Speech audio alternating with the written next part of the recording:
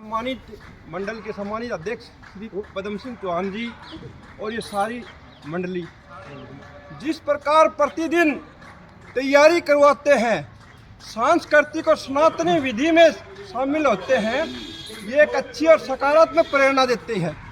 जिस प्रकार योग और आसन किए जाते हैं, महर्षि पतंजलि का नाम योग के इतिहास में पूरे संसार में विख्यात है।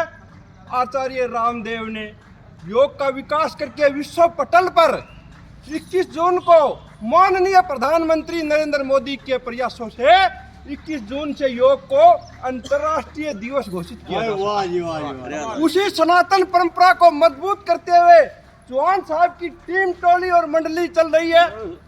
ये भारतीय संस्कृति और भारतीय मूल्य और स्वास्थ्य कारणों को मजबूत कर रहे हैं।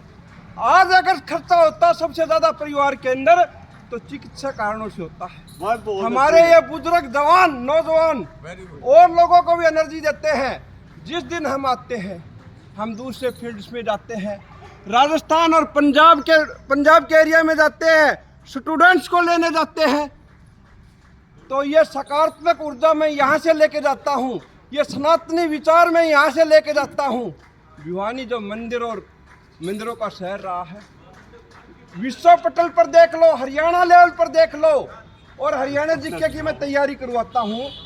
अगर मंदिरों का शहर है तो छोटी काशी के नाम से किसी को जाना जाता है तो वो भिवानी को जाना जाता है। इसलिए धार्मिक नगरी में धार्मिक प्रोग्राम होते हैं। अब मैं ज़्यादा न बोलते हुए एक दिन और बताया था, जब हम यूपी में जाते हैं, पूछते हैं कहाँ से आए, तो हम सीधे कहते हैं धर्मनगरी कुरुक्षेत्र से आए। कुरुक्षेत्र का गौरव विश्व पटल पर है। परंतु हरियाणा की भाषा, मैं ये बात सारे स्रोतों का निरीक्षण करने के बाद कहता हूँ, हरियाणा की भाषा इतनी उन्नत नहीं है।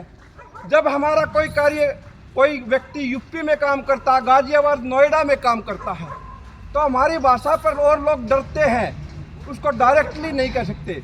हमारा बच्चा दिल्ली में कहीं एडजस्ट हो जाता है, अच्छी जगह एडजस्ट हो जाता है, तो कई बार हमें सुनने को मौका मिलता है कि हरियाणा की भाषा उन्नत नहीं है। इसलिए हरियाणा के कई स्कूलों में हरियाणी भाषा पर बैन है। इसलिए हरियाणवी और उन्नत जब होगा जब हरियाणा के बच्चे भाषा को मजबूत ढंग से बोलेंगे, शब्दों को सुधार कर बोलेंगे। बोलो शंकर। अब मैं अपनी वाणी को ज़्यादा न बोलते हुए, क्योंकि पंडित लक्ष्मीचंद जी हरियाणवी भाषा को उसने कालिदास और विलियम शेक्सपियर की तरह उसको माना जाता है। उसने कई नाटक बनाए, विधिवत रूप से पढ़े लिखे नहीं थे। उन्होंने वेद का सहारा लिया, पुराणों की बात समझा, विद्वानों के संपर्क में आया और हरियाणवी भाषा को उन्नत किया। परंतु अफसोस की बात है कि हमारा बच्चा जब उत्तर भारत के अन्य राज्यों में जाता है तो भाषा हमारी मजबूत नहीं है।